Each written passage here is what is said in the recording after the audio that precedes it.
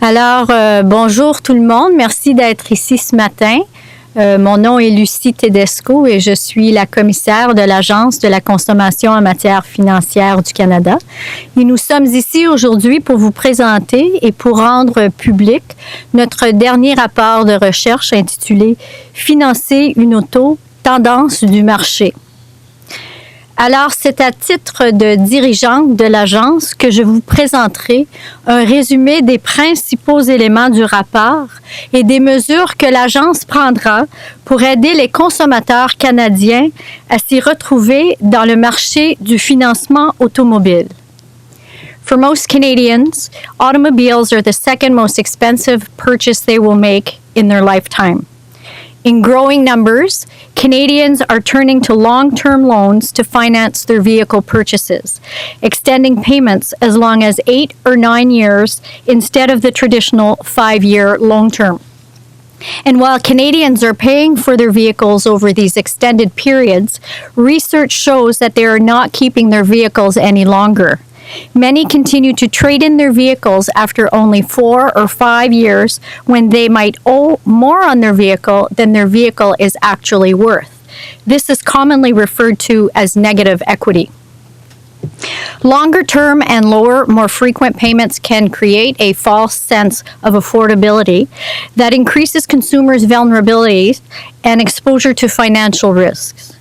Numerous consumers are rolling in their old loans with the new loans and stepping onto what I call an auto debt treadmill.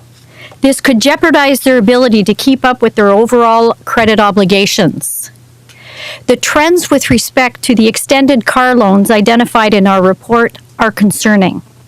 Cette tendance se manifeste au moment où les Canadiens ont un taux d'endettement record.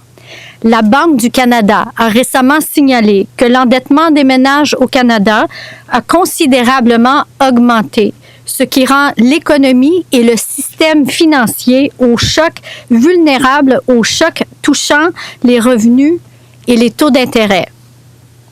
Le financement automobile est un élément important de ce portrait global. Au cours des dernières années, la croissance de l'endettement attribuable aux prêts automobiles a dépassé celle de toute autre forme d'endettement des consommateurs, y compris les hypothèques.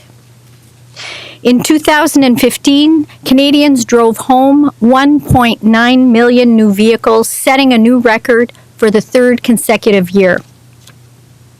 We recognize how important the auto sector is to the Canadian economy. We also recognize, however, that long-term car loans present certain risks for consumers. Les consommateurs sont de plus en plus nombreux à étaler le remboursement de leurs prêts automobiles sur 7, 8 et même 9 ans. Ils courent non seulement le risque de se retrouver avec un capital négatif, mais aussi de payer davantage qu'ils ne l'auraient fait s'ils avaient choisi un prêt d'une durée plus traditionnelle. Les frais d'intérêt s'accumulent sur une plus longue période de temps et le prêt est remboursé plus lentement. Si les consommateurs reportent leur dette d'un prêt automobile à un autre prêt, cela peut faire augmenter le coût d'emprunt. Long-term loans with lower monthly payments may seem attractive, but they can also encourage consumers to buy more vehicle than they can afford. Indeed, sales data show that Canadians are buying bigger and more expensive cars, SUVs, and luxury vehicles.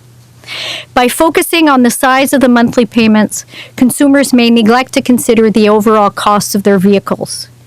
This is similar to the way a 40-year mortgage might have encouraged a family in the past to buy more house than if the amortization period were only 25 years. Among the recommendations contained in this report, there are two that I would like to highlight this morning. First, that consumers must determine how much they can afford to pay for a vehicle before they enter into a dealership. Second, that consumers should get multiple proposals from dealers and lenders to get the most competitive rates possible to finance their vehicle purchases. In other words, consumers should spend as much time investigating their financing options as they would spend on deciding on the type of vehicle that they need. We recognize that buying an automobile can be a complex and lengthy process. To assist consumers in making informed decisions, we will expect federally regulated financial institutions to disclose, in a clearer and more concise manner, the total cost of financing a vehicle in their credit agreements. This is whether they are lending directly to consumers or through intermediaries such as dealers.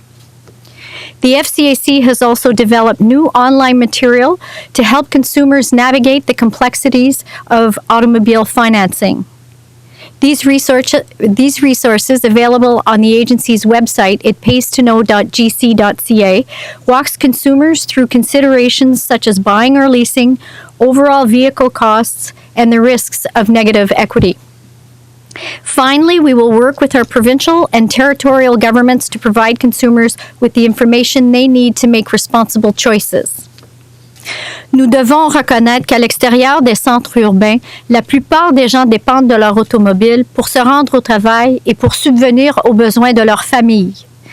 L'Agence reconnaît que la plupart des Canadiens doivent emprunter de l'argent pour se procurer un véhicule. Il est donc essentiel que les consommateurs aient accès à un marché de financement automobile juste et pratique. It is also important that consumers understand that while longer terms on vehicle loan may mean lower monthly payments, the same long terms may put consumers more at risk during times of unforeseen life events. Nous croyons qu'en prenant ces mesures, les consommateurs pourront mieux déterminer quel véhicule et quelles options de financement leur conviennent et respectent leur budget. Alors, merci de votre écoute.